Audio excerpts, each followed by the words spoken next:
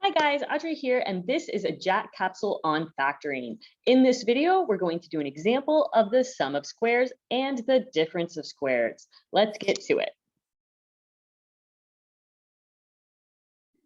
So your task in this video is to factor the three polynomials, 16x squared minus 81y squared, 4x squared minus 10, and x squared plus 9. If you think you know how to do it, pause the video, go for it.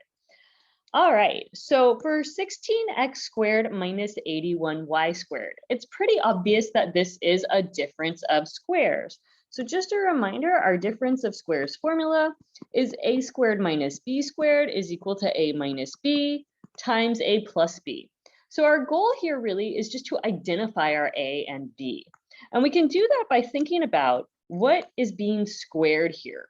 So in other words, what is the square root of 16x squared? And the answer is 4x. And what is the square root of 81y squared? The answer is 9y. So we can think of this as 4x squared minus 9y squared. And then my a is just 4x, and my b is just 9y. So this becomes 4x minus 9y times 4x plus 9y. And there we have it.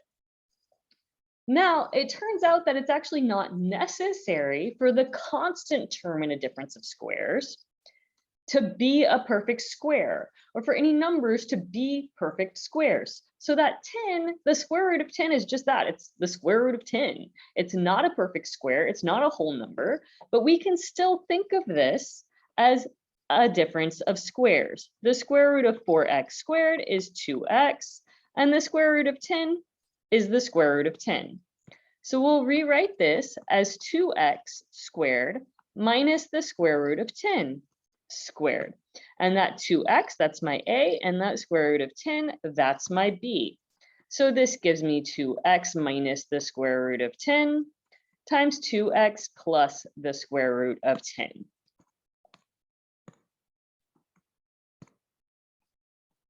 And that's my final answer.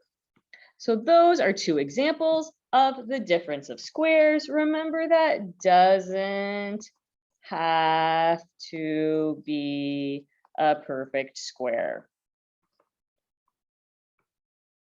In the same way that down here with x squared plus 9, that 9 is not a perfect square. But I can still think of this as x squared plus the square root of 9 squared. And this is indeed the sum of squares.